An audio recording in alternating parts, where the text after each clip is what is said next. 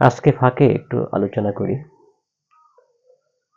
যে ইসলাম কি? ইসলাম একটা মহা দৌলত মানব সভ্যতার জন্য। ইসলাম আসছে যুগে যুগে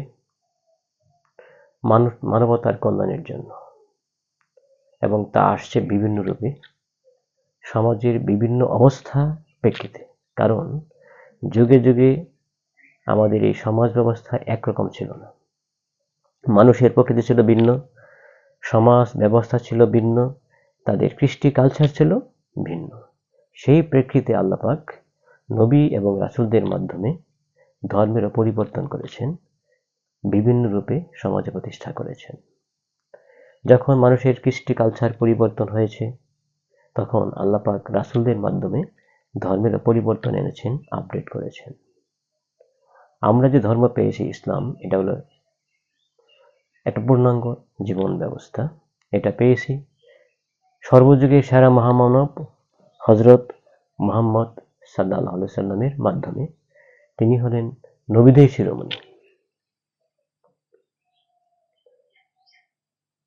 মানুষ যদি পূর্ণাঙ্গ শান্তি পেতে চায়, কল্যাণ পেতে চায় দুনিয়া এবং আখিরাতে, অবশ্যই এই ইসলামের ছায়াতলে আসতে হবে, নতুবা সম্ভব নয়।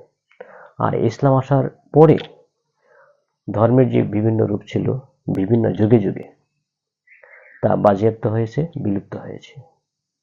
এটা এখন আল্লাহ পাকের কাছে গ্রহণযোগ্য নয়। কিন্তু কিছু মানুষ, কিছু পণ্ডিত ব্যক্তিও হতে পারে যে তারা ধর্মীয় গোঁড়ামি এবং অজ্ঞতার কারণে পূর্বের ধর্মকে বজায় রেখেছেন, তাও বিকৃত অবস্থায়। কিন্তু সেটা এখন গ্রহণযোগ্য হবে না। আমরা সর্বদা ইসলামের পক্ষে থাকব। ইসলাম যদি প্রতিষ্ঠা পায়, সমাজের অবস্থা পরিবর্তন হবে, রাষ্ট্রীয় ব্যবস্থা পরিবর্তন হবে, মানুষের মাঝে একটা শান্তি বিরাজ করবে, এটাই বাস্তবতা। তখন মানুষের আর বিভিন্ন অনৈতিকতা, দুর্নীতি চিন্তা করতে হবে না। মানুষ তখন একটা বিরাট সফলতা পাবে। এ অবস্থায় মানুষ দুনিয়া এবং আখিরাতের কল্যাণ লাভ করে থাকবে।